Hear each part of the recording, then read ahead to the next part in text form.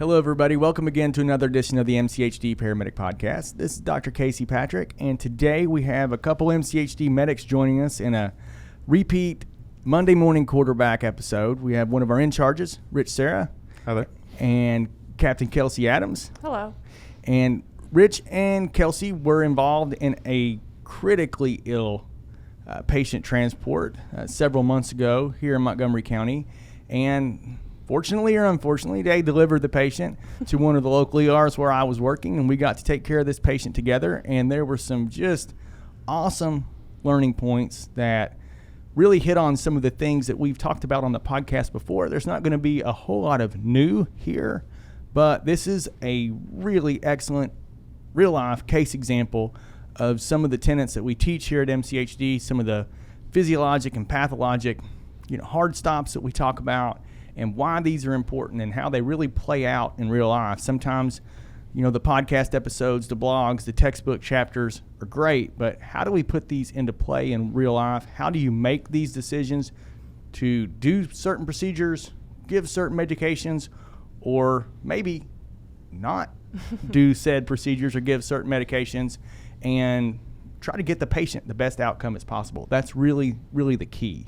So let's roll into the case a little bit. Tell us about the case from your perspectives. How did the call notes come out? What did you see on scene, and how did you prioritize your decision making, y'all? And I'll let Rich start as the in-charge. Kelcie, kind of chime in as the captain on scene. Kind of describe the day, how it went, and what your thoughts were as things progressed. Sure. Yeah. So we were actually about a mile away from the call when it dropped. We got the dispatch notes, and we saw where it was. It was a mile away. We started going towards it before any other notes actually populated. And then we saw MVC, pickup truck versus a tractor trailer on 1314, which, if you're not familiar with that road, it's a narrow road. It's a 2-lane road, but it's fast. So a lot of people try to pass going either direction, and this truck actually tried passing a tractor trailer and went head on with another tractor trailer going probably more than 55 miles an hour. When the notes finally did populate, it said the pickup truck was on its side, possible entrapment, one patient, and then the rest of the notes started populating. District chief got added, which it was Kelcie at the time. They added a second ambulance and more fire rescue. So we rolled up on the scene. There was a pickup truck in the ditch on its side, with pretty significant damage to the tractor trailer that we saw, as well as the pickup truck. We got out. My partner and I, Jacob, actually did super good job on scene as well with me. The patient was entrapped. We were able to kind of look into the cab of the truck to see what she looked like, if we saw any movement, if it was going to be a DOA, or if we're going to have to do anything. But the first thing in our minds was, as soon as we pull her out, we're going to have to work a traumatic arrest, because it was significant damage, high mechanism. So we're really preparing mentally for that and kind of working our way through what we're going to need to do if she's still alive and move on from there. I really like the idea of taking the scene into account, the mechanism you saw. Just two smashed vehicles, high rate of speed, and really starting with the worst first and saying, what are our goals going to be with a traumatic arrest?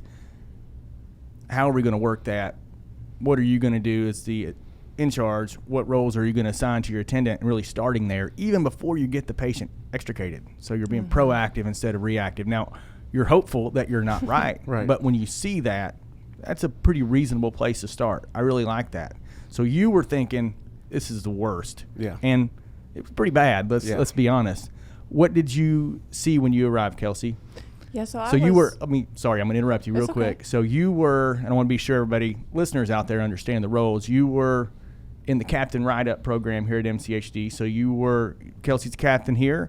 We have a program where captains can train and get a little bit of a taste of what it's like to ride up as a district chief clinically, and you were in that role that day, correct? Yes, sir. I picked up District 1 as overtime, and I was actually over at another station. I parked, and I was about to go visit a crew, and I saw their unit get dispatched to an MVA, so I was checking the notes to see, what do I need to be on my way to that.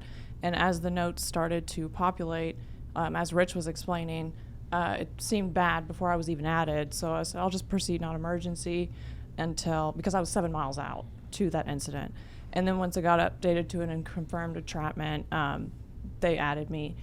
And I heard Rich go on scene pretty quickly. He updated within a critical patient, and he asked my ETA. So I knew it was all of those are, okay, this is bad. Yeah. He was there quickly. Where are you? Yeah, exactly. Critical patient, all those things. So how long were you on scene before Kelcie arrived, Rich, do you think? Probably not longer than 10 minutes. Did you guys have the patient out at that point? Yeah, by the time Kelcie showed up, we were actually packaging and loading up into the ambulance. So talk a little bit about what you expected versus what you got. Yeah, so we definitely expected, as soon as we pulled her out, we expected her to arrest. Actually, when I first looked into the cab, the firefighters did say that she was moving. When I looked in, she indeed was moving, and that was a good sign for now. But we all know extended extrication times, and thankfully we were on scene quickly from when it did happen. So we were kind of working within that time frame of, traumatic calls, time is of the essence. So thankfully we got on scene quickly. The fire department did a great job getting her out. And my thought process was, I need hands, I'm going to need help. And if she arrests, we all kind of know what to do. So once we got her out, we got her on a board, got her on the stretcher, and Kelcie was pulling up at that time. She had the Lucas ready with us, or with her, got in the back of the truck, and we basically just started quickly assessing her and trying to figure out what's going on. So got her out, extricated, into the truck. What was your focus, Kelcie? So when I arrived, I saw 2 units on scene. I saw Rich and his partner had already got the equipment there. The patient was on a backboard. They were extricating her, and the patient was moving. So that told me they have it handled. They're moving to the ambulance. I went and checked with the other ambulance to assure all the patients were accounted for, and then I got into the back of the truck. And the first, just looking at this patient, it looked like every limb was broken. There was blood and secretions in the airway. And initially, they were not moving a whole lot. And once I got in the back, Rich already had the attendant up front. So it was, okay, Kelsey's on here, let's go. And then we started transport, but my initial thought was we have a lot of work to do. So where did you start? You absolutely did. And you got a lot of that done in between the time that you left and the time that you got to me. How did you prioritize that work? What steps did you guys take? Well, right off the bat, it was airway. Sure. It was not patent.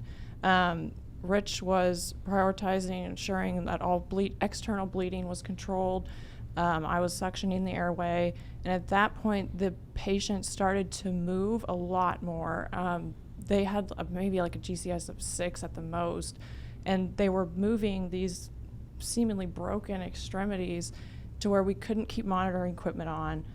We tried to get the IO. We couldn't do that because they were moving, and we made the decision like, hey, pull over, pause. We got to get ketamine on board, and we got to monitor. I love it. We go back to ketamine for control and ketamine for assessment. We talked about that early on in the podcast. This is a prime example of a patient that is critically ill, agitated, just classic traumatic delirium that we have no access on. We can't keep monitoring on. We have to know oxygen saturation. We have to know what our heart rate is, what our blood pressure is. So at some point, we have to use sedation to get us there. So I agree 120% with that decision. So you pull over, you administer some ketamine, you're able to get the patient on the monitor, you're able to get some access. Correct? I mean, she arrived with access to me. That happened in the pullover. What did you see first thing on the monitor? So you've got her suctioned, you've got an IO placed, you've got some ketamine on board, you got the patient back on the monitor. Where were you then? So at that point, we both kind of looked at each other and said, with the blood and secretions that was in the airway, if we can't keep that clear and then we sedate them, we might have to intubate. And getting the patient on the monitor, the blood pressure just kept coming back as weak pulse. Rich did a good job delegating to the firefighter on board to obtain a manual, and the firefighter couldn't obtain anything. We still had pulses, but we couldn't get a blood pressure. We saw secondary to that, we couldn't get a pulse ox reading because of the low perfusion to the extremity. And we both kind of looked at each other and said, I mean, whether this patient needs to be intubated or not, we're not going to sit on scene trying to meet these parameters because that will significantly delay them getting to definitive care. So we elected to implement the rule of 15s, pre-oxygenation, nasal cannula, non-rebreather, push-dose pressors, fluids, double NPAs, and resume transport. You see me fist pumping over here because that was the correct decision. This patient had weak pulses because the perfusion was terrible. The presumed broken limbs were indeed all broken. Now, little spoiler alert. And yeah, you could have intubated the patient, but you got the airway suctions, you got the rule of 15s in place, chin lift, jaw thrust, all the good foundational airway management pieces, and the patency issue relieved itself. Right. And talking back to the recent airway patency versus protection podcast, if you've got secretions in the airway, if you've got sonorous breath sounds, soiled airway from our episode, sonorous from the episode, those are patency loss signs, but they also can be addressed with foundational airway maneuvers like suction, like positioning, like chin lift, jaw thrust. So you did those things, and then what did you see on the monitor? Did you guys ever get vital signs? The case is kind of a cloud for me too, because it was chaotic. Yeah. And I was thinking back as I was putting the episode together. I can't remember what the vital signs were when you guys arrived. They felt like they a dummy. weren't great. Yeah, they certainly weren't great. I think after we were definitely struggling before we sedated her, but after we sedated her, I think we finally got a blood pressure of, it was actually kind of laughed at this afterwards. We got a 46/48 reading, and everyone's like, I've never seen a flipped blood pressure before. She must be bad. Yeah. So when we finally did get a blood pressure, we're like, at least we have something to work off of and progress from. But it really did take until we controlled her with sedation to finally get all the monitoring devices on. We had capnography in.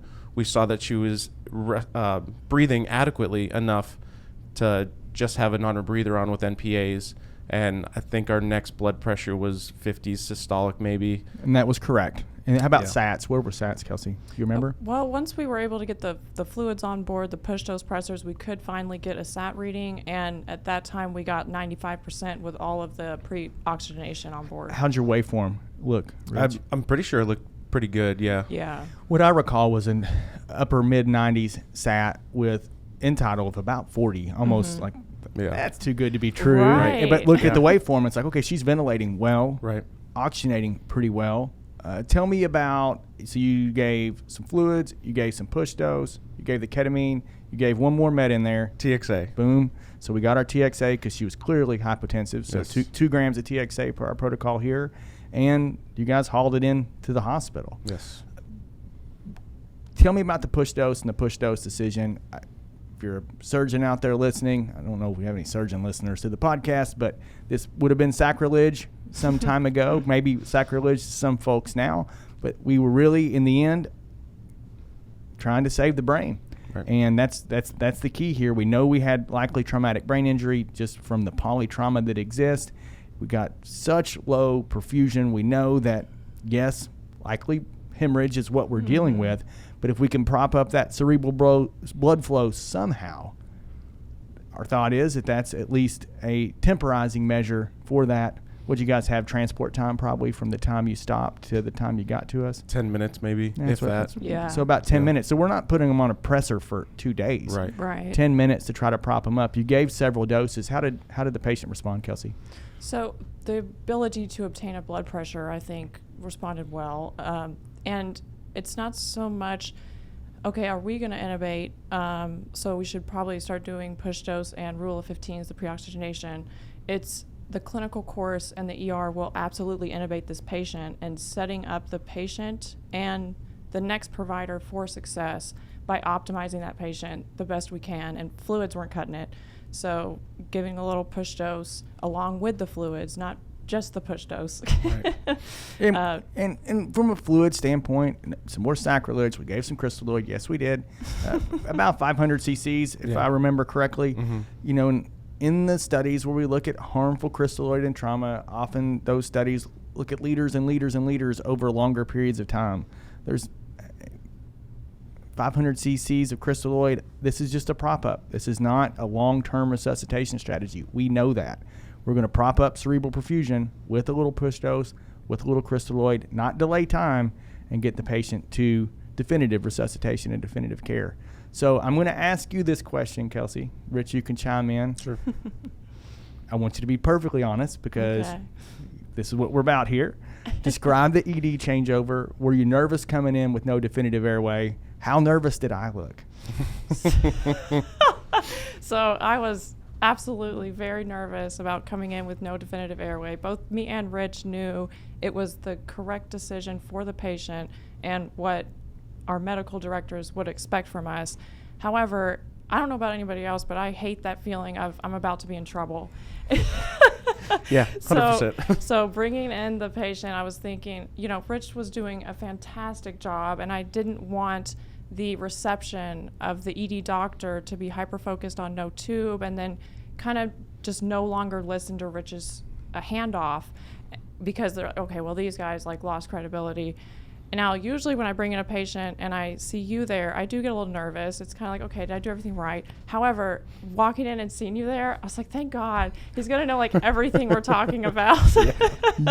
And you didn't look nervous. You looked very focused. And the pause you gave us on, okay, just give me the story prior to moving the patient, and I could talk in our verbiage. Rich could tell you, rule of 15s were implemented, we couldn't meet the DSI parameters, and all of that was completely understood by you. And it was okay, and you even checked, yep, nasal cannula, how long have you guys had the rule of 15s on? It was, I thought it was a great experience. Oh yeah, she's not BSing me. Yeah, here. no, This is real. Yeah, Okay. 100%. Make my heart get big here.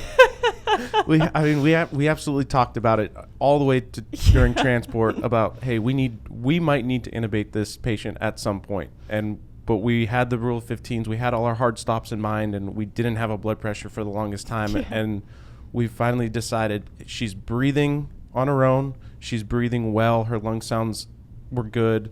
We cleared out her oral secretions with suction, and we just decided to transport. She was oxygenating finally once we finally got some perfusion, and we walked into the ER. I felt the same way. Anytime I see Dr. Patrick in the ER, he kind of gives us this look, and then after I gave the report, he kind of looks at me, said, "Good job," and that's all I needed. It was the pat on the back that I never got from my dad or something.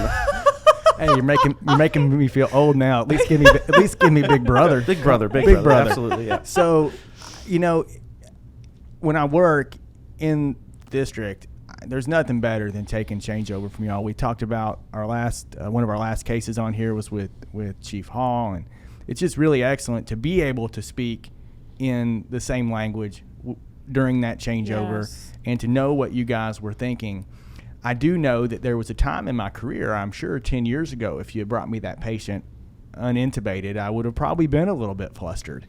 But part of this comes from growing and learning along with you all as a medical director, and following the data and following the science of resuscitation, and knowing that I feel very, very comfortable that if you had attempted to give that patient paralytics, whether it's rocuronium now, succinylcholine 5, 6, 7 years ago, that they would have arrested. I hemodynamically, from a vascular tone standpoint, the pressure was legit 50, and it stayed 50 for quite a while. So I have no doubt that decision to withhold was life-saving. I support it. It was a bit discomforting to me, because what I saw when the patient arrived was a real sick patient. And my first look was ABC, old habits die hard. So I went straight to the airway with my thoughts. But I stopped for a second as I listened to you guys and said, 99%, 40 end tidal, no signs of patency loss. The airway was positioned well. You had the patient suctioned.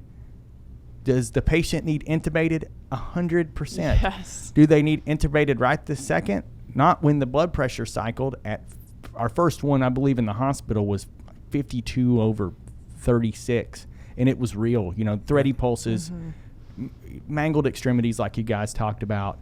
So first thing I did was I went back and said, welcome to 2022, Doctor, CAB.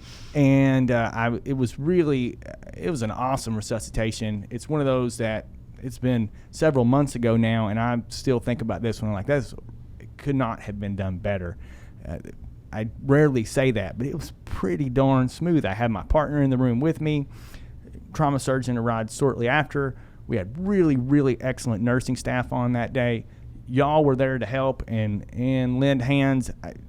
I'm hard pressed to think that we could replay it and do much better. Put the FAST on the right upper quadrant, or the ultrasound on the right upper quadrant for the FAST, and there was a clear stripe, so we had a blunt trauma, positive FAST. We knew exactly what was going on. There was plenty of sources for blood loss and for altermentation, head injury, hemorrhage, all the extremity trauma and extremity fractures. So you got blood loss there. I knew the patient needed to be intubated, but we started with resuscitation. So y'all had an IO in. I went to the head of the bed to man the resuscitation and the airway eventually. My partner took putting in a trauma introducer for resuscitation. He got that in it seemed like a second. And before I turned around, we had a unit of blood, a unit of FFP, and a unit of platelets in. And the pressure was still, I think after the first 1-to-1-to-1, we were still 65. Let's go with number 2. 75. Let's go with number 3. 85. So it was 4 rounds of 1-to-1-to-1 with 2 grams of calcium before we got up above 90. And the surgeon came in the room in the midst of that, running smoothly. And of course, his question was, "What's going on with the airway?" I'm glad you got that question on us. Yeah. I got it. And honestly, surgeon I've known for a decade, and I've rolled my eyes out more than once and said, "Give me just a second. I don't want to kill her getting it." Right. And we flashed a systolic at 92, 95, somewhere around in there. I don't know how long you guys were there. I can't really remember, because y'all were doing your job and getting back to work. Yeah. And in my mind, it's just sort of blended from the changeover into the patient care. And got up above 90, followed our own rules, had rock ready, had additional sedative ready, because the patient was starting to move some again. Mm-hmm. Yeah. Your ketamine probably was at that 20 to 25 minute range like we talk about. So we're probably in that range where we were starting to run out. So we pushed some more ketamine, pushed rocuronium, had the pressure up above 90, added that calcium on that we talked about on here before, and got the patient intubated really without any complication. There was thankfully, there was minimal facial trauma. There wasn't a lot. Y'all cleared the airway. Right. Whatever was there wasn't actively hemorrhaging or exsanguinating.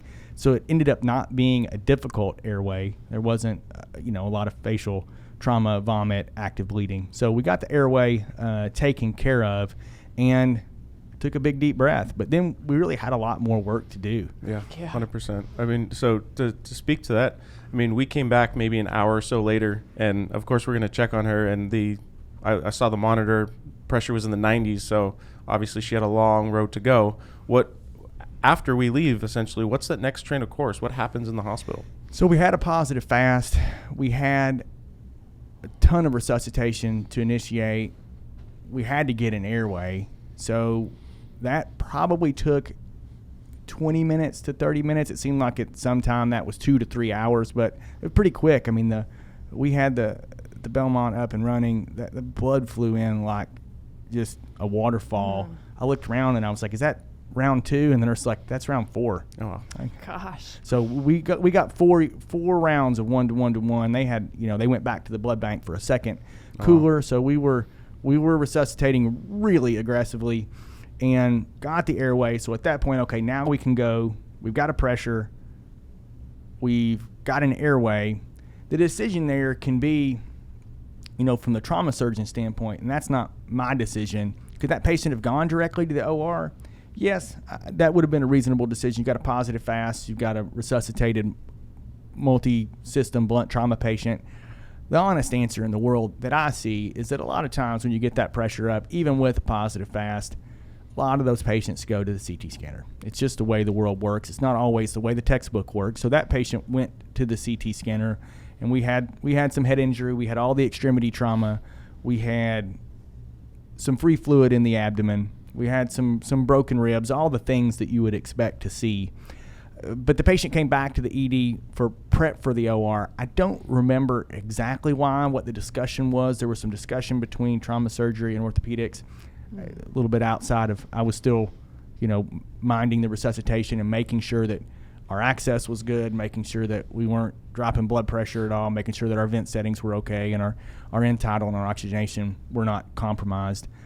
And then I got the wonderful task of, hey, can you go take care of some of the lacerations and some of the washout?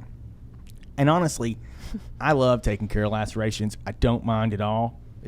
I'm probably a freak amongst ER doctors. Most people don't really like that. I see the patient as mine. Closing, cleaning, I like to do that. Doesn't ever bother me, but this one was a bit excessive. If I remember right, I think I placed probably 60 plus staples. There was a lot of washing, a lot of debris, and a lot of staples. So that was actually a little more time than I expected to spend. The patient eventually went to the OR for the intra-abdominal bleeding. There was liver injury, omental injury, small bowel injury. Wow. So that all got fixed first. The orthopedic fixes were all delayed. The patient was in the hospital, ended up being in the hospital for about a month with discharge with pretty darn good functional status. Wow. So this is one that your odds aren't great with the presentation, the mechanism, the initial vitals, the amount of resuscitation that was required at the beginning. If I was going to ask the question to you all at this point, what do you think would have happened if this patient had been cared for in the age of RSI? Now that I'm giving you the dad compliments that you never had, Rich, I guess you all don't remember what RSI was like. I'm going to have to date myself. But let's say that you had ketamine and rocuronium or sucks that patient on the scene. We've already answered the question, but what do you think happens, Kelcie? So if you give that paralytic, you are just asking for vasodilation and no blood pressure whatsoever, equaling death. 100%. Yeah. Yes. Yeah. So I think the mindset of changing from a rapidly intubate, this is the important thing to do, to in trauma, the important thing is the quick scene times, giving them to definitive care and providing hemodynamic stabilization the best that we can, and the goal is not to intubate. So putting that on the back burner once we got the patency issue fixed and pre-oxygenating the best we could led to a way higher success of that patient's survival than just trying to get a tube in. And I think also with getting the TXA on board quickly played a huge role in the patient's survivability as well, because with a blood pressure that we couldn't even get at first, to have only 50 upon ED arrival after the push dose and the fluids, if she is clotting normally, we still have a huge cascade going on. So the body doesn't like anything in excess. It says, wow, we have a bunch of clots being released trying to fix this blood loss. And then to fix that, they say, well, let's release a bunch of clot busters. Well, from a TXA standpoint, we're stabilizing what the body's already forming. Yeah. But like you said, you've got active resuscitation, you've got some crystalloid to start, then you've got all of the blood product resuscitation that you get once you arrive to the hospital. The patient's going to be, by default, cold. Mm-hmm. So from a cold standpoint, that's going to increase your coagulopathy. Acidotic, there's no way around it. With all of the trash that's released in the bloodstream, with all the extremity injury, plus poor perfusion, you're going to have some level of acidosis, increase your coagulopathy. Your calcium's going to be sucked up by the 1:1:1 times 4. So we were giving calcium as much as we could, try to combat that. But you've really got the lethal diamond hitting you right in the face. Mm-hmm. So to try to stabilize the clots that are there with TXA, that's the role. We know that TXA quicker equals better. This patient got TXA probably within a half an hour of the injury, maybe even quicker than that. So when you look at all the TXA data, is it a miracle? We've talked about this a bunch on the podcast. It's not a miracle, but the earlier you get it, the better, and the better your outcomes can be. So do we know it helped her? No, we don't. Right. But we sure gave her high probability. Gave the patient the best chance we could. What's the learning point you took from this one, Rich? Definitely scene times. Obviously, we know traumas. We want to stay on scene no more than 15 minutes. Or we have a goal of 15 minutes for most of our activations, and I definitely think I may have rushed the scene a little bit too quickly because we had to pull over and control her. I think if we took an extra couple minutes before we left on that scene, we could have had a more controlled environment to ensure that patient safety, crew safety, that we could ensure that she was getting to the hospital in a better condition. But it did work out, and really trusting the crew that you have. I knew when Kelcie got on the truck, I can take a sigh of relief. She had the airway. I knew my partner was going to help out wherever he needed. The firefighters on scene were willing to help and wanted to help, and we took one with us. So really trusting the process, and time dilation is a real thing in these urgent scenes. You think you're on scene for an hour, but in reality it's been 30 seconds, and you're like, why aren't we moving? Why aren't we going yet? But after you kind of step back, you look at it all, it really was within a few minutes that we got everything done. We could have probably spent 2 or 3 more minutes making sure that she's secured to the backboard, she was sedated, that she wasn't pulling all the monitoring devices off, so we knew that we were going to have an oxygen saturation and a blood pressure at some point. But overall, I think the teamwork and making sure you're focusing on the important things before you just get up and go. That's something I've definitely taken away and going to improve on for the next one. It is such a balance, and it's tough because that one, I wish I'd have taken another minute to secure things before we left so we wouldn't have had to pull over.